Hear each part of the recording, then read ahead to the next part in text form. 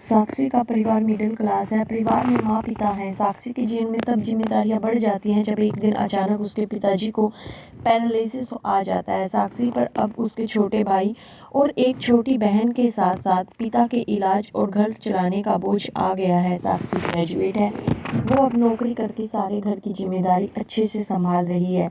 उसे अब अपनी फैमिली के अलावा कुछ नहीं दिखाई दे रहा। पिता और माँ को साक्षी पर गर्व है। साक्षी ने इस दौरान कई अच्छे रिश्ते को मना कर दिया। इसमें से कुछ उनके रिश्तेदारों ने बताए थे, इसलिए रिश्तेदार अब साक्षी से जलने लगे हैं। साक्षी को एक लड़का रचित कुछ दिनों से फॉलो कर रहा होता है। लड़के को साक्षी अवॉइड करती है, लेकिन उस लड़के का रिश्ता लेकर उसकी माँ उसके घर आ जाती है।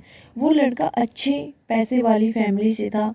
साक्षी को अब अपने माँ और पिता का बहुत ज़्यादा प्रेशर होता है। इस वजह से वो काफ़ी मनाने के बाद मान जाती है, लेकिन वो एक शर्त रखती है कि वो अपने घर को संभालेगी और नौकरी नहीं छोड़ेगी। लड़के की माँ यह मान जाती है। शादी होती है।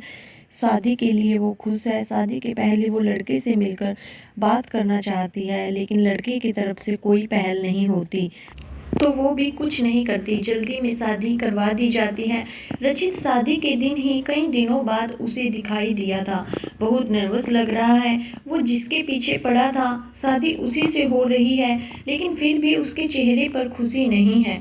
साक्षी को यह बात अजीब लगती है। उसको अंदेशा हो जाता ही है कि कुछ गड़बड़ है। सुहाग रात की स्टेज पर वो बैठी है और बाहर से कई मर्दों की आवाज़ आ रही है। तभी वो बैठी बैठी सोचती है कि वो उन्हें आवाज़ से कैसे पहचानेगी, क्योंकि अभी तक उसने उनकी आवाज़ सुनी ही नहीं। और फिर रचित कमरे में आता है। चेहरे का रंग पूरा उड़ा हुआ रहता है। साक्षी एक नज़र चुपके से उठाकर उसे देखती है। वो भी बिस्तर के एक कोने पर बैठ जाता है। काफ़ी देर हो जाती है। साक्षी को यह बात अजीब लगती है, क्योंकि रचित ना तो कुछ बोलता है और ना ही उसके पास आता है। फिर साक्षी पहल करती है और कहती है, सुनिए, आप इतने नर्वस मत होइए, मुझे आप पसंद हैं। रचित उसकी ओर मुड़ता है। साक्षी उसको पूछती है, क्या हुआ, आप खुश तो हैं ना? रचित केवल गर्दन हिलाता है। साक्षी बोलती है, मुझे आपसे बहुत बातें करनी थी, लेकिन आपने पहल ही नहीं की। चलिए अब करते हैं। रचित अभी भी चुप रहता है। साक्षी फिर बोलती है, आप कुछ बोल क्यों नहीं रहे? रचित की आंखों में अब आंसू आ जाते हैं। साक्षी घबरा जाती है। वो पूछती है, क्या हुआ, मुझे बताइए तो। रचित अब साइन भाषा में बताता है कि वो बोल नहीं सकता। साक्षी चुप हो जाती है और रचित से दूर हो जाती है। पहली रात ही उसे पता चल जाता है कि उसके परिवार वालों के साथ धोखा हुआ है, क्योंकि लड़के वालों ने इतनी बड़ी बात छिपाई है। उसे धोखा बर्दाश्त नहीं होता है। वो अपने घर वापस लौट आती है। उसके परिवार को भी इस बात का अंदेशा नहीं था। परिवार वाले भी यह सुनकर शौक रह जाते हैं और अपने आप को कोसते हैं कि उन्होंने जल्दी कर दी, पहले पता लगवाना था। साक्षी ने फैसला लिया कि अब वो कोर्ट में बात ले जाएगी। शादी के एक दिन बाद ही तलाक तक बात पहुंच जाती है। साक्षी तलाक की अर्जी देती है। रचित की माँ साक्षी के घर आती है। साक्षी की माँ उन्हें भला बुरा कहती है।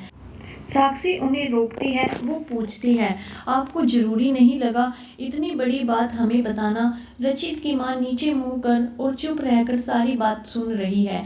रचित की माँ कहती है कि मैं माँ अपने बेटे का भला ही चाहती हूँ और उसके पिता भी नहीं हैं। वो साक्षी को पसंद करता है, इसलिए वो साक्षी से शादी करना चाहता था। मैंने हिम्मत की बोलने की, मगर मैं कर नहीं पाई। फिर मुझे डर भी लगा, क्योंकि पहली बार उसने कुछ करने को कहा। उसने तो मुझे बोला था कि तुम्हें सब बता दूं, और मैं चाहती भी थी, लेकिन नहीं कर पाई। मैंने रचित को भी झूठ बोला कि तुम मान गई, लेकिन शादी के पहले उसे पता चल गया कि मैंने उसको झूठ बोला है। तब तक देर हो गई थी, इसलिए वो खुश नहीं था। साक्षी, शायद तुम मुझे समझ पाओ। साक्षी अभी भी गुस्से में है। वो बोलती है कि मुझे रचित के ना बोलने से कोई प्रॉब्लम नहीं है। गुस्सा इस बात का है कि आपने धोखा दिया, झूठ बोला, और वो मुझे बर्दाश्त नहीं। तलाक की अर्जी के बाद रिश्तेदार तो बहुत खुश थे साक्षी और उसके परिवार की इस हालत पर। वही तलाक भी अभी कुछ महीने का समय है। साक्षी अब अपने घर पर पहले की जीवन शैली पर लौट आती है। वो जॉब पर जाती है और कुछ दिनों बाद फिर रचित उसे दिखाई देता है। दूर से ही बस अब वो साक्षी को देखता है। साक्षी के ऑफिस के बाहर वो लगातार आता है। 15 दिनों तक साक्षी उसे अवॉइड करती है। फिर एक दिन उसके पास जाकर बोलती है, अब यह सब करने से कुछ नहीं होगा और मैं नहीं चाहती कि तुम कुछ नाटक करो, इसलिए यहाँ आना बंद कर दो, समझे। साक्षी की बातें वो सुन रहा है। वो साक्षी को इशारों में कॉफ़ी पीने को कहता है, लेकिन साक्षी वहाँ से चली जाती है। अगले दिन फिर वहीं रचित खड़ा रहता है। साक्षी उसके पास जाकर कहती है, कॉफ़ी पीकर मेरा पीछा छोड़ दोगे। रचित गर्दन हाँ में हिलाता है। टेबल पर दोनों आमने सामने बैठे हैं। रचित अपने फ़ोन में कुछ मैसेज टाइप करता है। साक्षी उसको देख भी नहीं रही है। साक्षी के फ़ोन में मैसेज आता है।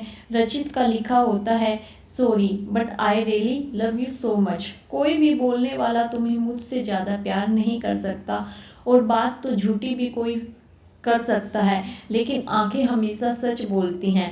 एक बार मेरी आंखों में देख लो, फिर तुम्हें जो सही लगे वो करना। साक्षी का सारा गुस्सा मैसेज पढ़ते ही चला गया। वो धीरे से अपनी आंखें उठाकर रचित की आंखों में देखती है और उसकी आंखों से आंसू निकल आते हैं। वहीं वो उसको बोलती है, पहले ऐसी बात नहीं लिख सकते थे, मुझे आज तक कभी किसी ने ऐसे नहीं समझाया। वो खड़ी होती है और रचित को बोलती है, चलो मेरा सामान वापस अब तुम ही उठाकर ले जाओगे। रचित उठकर साक्षी को हक करता है। आपको यह कहानी कैसी लगी हमें कमेंट करके ज़रूर बताएं। इसी तरह की अच्छी कहानियाँ आप यहाँ पढ़ सकते हैं। यहाँ उपस्थित शिक्षाप्रद कहानियाँ मनोरंजन करने के साथ साथ दिशा भी देंगी। तो बने रहिए हमारे साथ और हमारे प्रयास को सफल बनाएं। धन्यवाद।